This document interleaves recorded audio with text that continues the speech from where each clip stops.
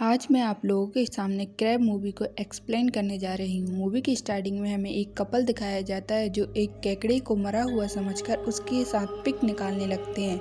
तभी वो केकड़ा एकदम से उन पर हमला कर देता है और लड़के के मुंह पे जाकर चिपक जाता है। इससे उसके चेहरे से बहुत ज़्यादा खून निकल रहा होता है। लड़की उसे बचाने के लिए एक बड़ा सा पत्थर लेकर आती है, लेकिन उसके मारने से पहले ही वो केकड़ा वहाँ से हट जाता है और उसके बॉयफ्रेंड की वहीं डेथ हो जाती है। इतने में हम देखते हैं कि वो केकड़ा अब उस लड़की की साइड देख रहा है और देखते ही देखते वो उस पर भी हमला कर देता है। अब हमें सीन शिफ्ट होता है और फ्लिप दिखाया जाता है जिसके पैर पैरालाइज्ड हैं और उसके साथ उसकी फ्रेंड मैडी होती है। मैडी फ्लिप को लेकर उसके गैराज में जा रही होती है। फ्लिप यहाँ पर रोज़ रोज़ कुछ नया बनाने की कोशिश करता है। दूसरी तरफ हमें फ्लिप का भाई हंटर दिखाया जाता है जो कि एक पुलिस इंस्पेक्टर है। वह गैराज वाली ज़मीन को बेचना चाहता है, लेकिन फ्लिप ऐसा नहीं चाहता, इसलिए वह फॉर सेल का नोट मैडी से हटवा देता है। फिलिप ने अपने एक एक्सपेरिमेंट के लिए कोई चीज़ मंगाई होती है जिसे देखकर वह बहुत खुश होता है और गैराज के अंदर चला जाता है। वह एक बैटरी होती है। एक्सपेरिमेंट को ट्राई करते समय फ्लैंगर नाम का इंस्पेक्टर इससे बच जाता है। वो लोग उसे सॉरी करते हैं, लेकिन फ्लैंगर उनसे कुछ नहीं कहता।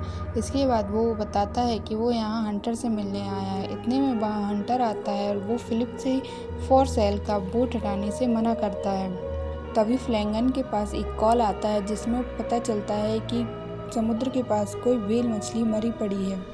इसके बाद हंटर और फ्लैंगन वहां देखने जाते हैं। फिर मैडी भी अपने घर चली जाती। अब वो लोग उस जगह पहुंचते हैं जहां एक व्हेल मछली मरी हुई होती है। उसमें से बहुत ही ज़्यादा स्मेल आ रही होती है। हंटर को लगता है कि ये किसी एलियन का काम है। व्हेल की हालत बहुत बुरी थी। ऐसा लग रहा था जैसे किसी ने उसे खाकर बाकी समुद्र से बाहर फेंक दिया हो। इसके बाद हमें हंटर दिखाया जाता है जो अपनी वैन में होता है। इसका मतलब फ्लिप और हंटर के पास अपना खुद का घर नहीं है, वो लोग वैन में रहते हैं। हंटर अपनी पिज़्ज़ा का स्लाइस वहीं ज़मीन पर फेंक देता है जिसे एक क्रैब उठाकर ले जाता है। इसके बाद फिलिप अपने स्कूल जाता है, वहीं उसे मैडी मिल जाती है और वो दोनों साथ में स्कूल के अंदर जाते हैं। बायोलॉजी की क्लास में उन्हें एक बिल्ली पर एक्सपेरिमेंट करना होता है। यहाँ हमें पता चलता है कि मैडी की मॉम ही वो उनकी टीचर है जिनका नाम मैनब्रेथ है।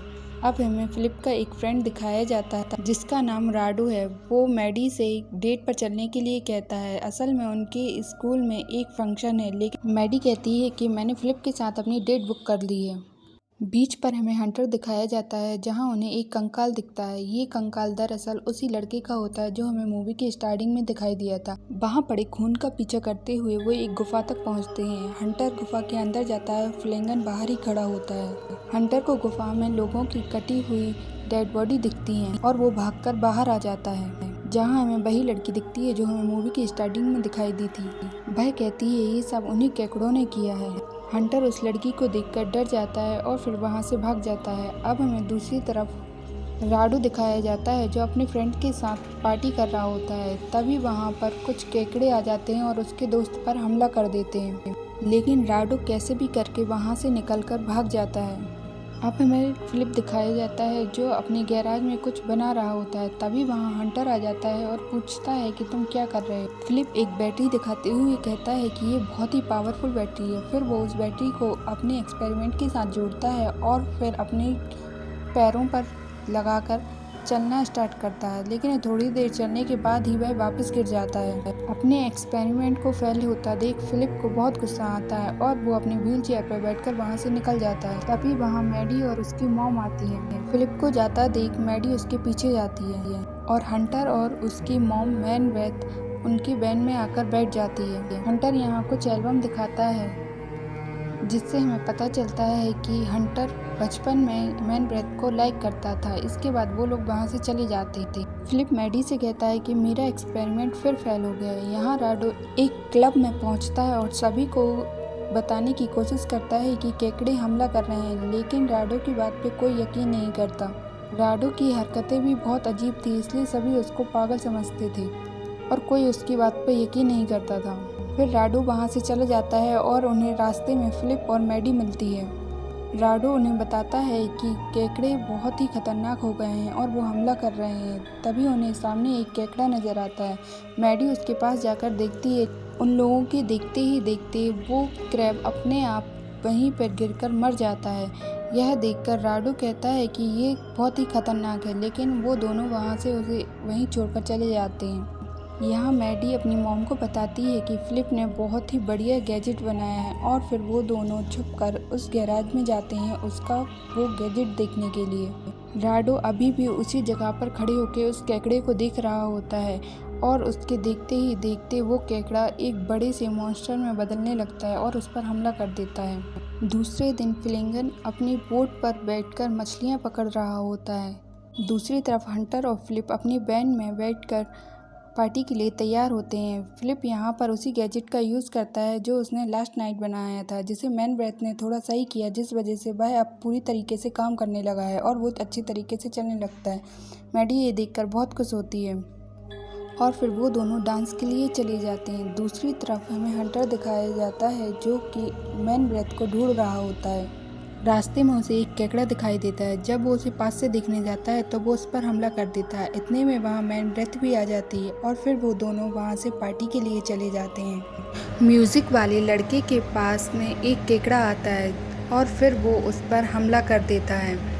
यह देखकर बाकी सभी लोग बहुत डर जाते हैं। मैन ब्रेथ उसे पास से देखने जाती है। इतने में वो केकड़ा उस पर भी हमला कर देता है। तब हंटर उसे किसी तरह मैन ब्रेथ से दूर करता है और देखते ही देखते वहाँ पे बहुत सारे केकड़े आ जाते हैं और वहाँ भगदड़ मच जाती है। लेकिन ये लोग किसी तरीके से वहाँ से बाहर आ जाते हैं और सभी केकड़ों को मार देते हैं। लेकिन उन मरे हुए केकड़ों में से एक केकड़ा बड़े से मॉन्स्टर में बदल जाता है और फिर बाकी लोग वहाँ से भागने लगते हैं। हंटर सभी को लेकर एक सेफ जगह जाता है, लेकिन तभी फिलिप का गैजेट खराब होने के कारण वो वहीं गिर जाता है।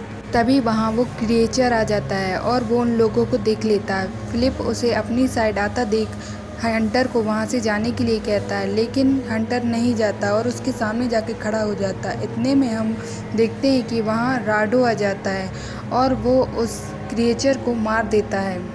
दरअसल लास्ट नाइट वो उस हमले से बच गया होता है। अब हंटर उन सभी को लेकर गैराज में चला जाता है। मैन ब्रेथ एक बुक में देखती है कि आखिर वो क्रिएचर है कौन। तब उन्हें पता चलता है यह बहुत पुराने ज़माने के क्रिएचर हैं और इनकी रेडिएशन बहुत अधिक है, इसलिए ये बहुत खतरनाक भी हैं। तब हंटर व्हेल के मरे होने वाली बात भी उन सभी को बताता है। इस पर मैन ब्रेथ कहती है कि ये क्रिएचर 3 तरह के हैं। पहला जो केकड़े के जैसे दिखते हैं, दूसरा ह्यूमन के बराबर होते हैं और तीसरा वो जिसने व्हेल को खाया होगा। ये साइज में बहुत बड़े होते हैं और ख़तरनाक भी होते हैं। आगे हम देखते हैं कि उन केकड़ों ने पूरे शहर पर हमला कर दिया है और सभी को मार रहे हैं। हंटर उन लोगों को वहां छोड़कर फ्लिंगन को लेने के लिए जाता है। तब फिलिप उसे वहां जाने से मना करता है, तो हंटर कहता है कि मैं एक पुलिस इंस्पेक्टर हूँ और मैं अपनी जिम्मेदारियों से भाग नहीं सकता। अब फिलिप अपनी गैजेट्स का यूज़ करके कुछ बनाने की कोशिश करता है ताकि वो उन केकड़ों को मार सके और बाकी सभी उसकी मदद करते हैं। यहाँ हंटर फ्लिंगन के घर पहुँचता है तो देखता है केकड़ों ने उसके ऊपर भी हमला कर दिया और उसे मार दिया। फिर वो हंटर पर भी हमला करने वाले होते हैं, लेकिन हंटर किसी तरीके से वहाँ से भाग जाता है।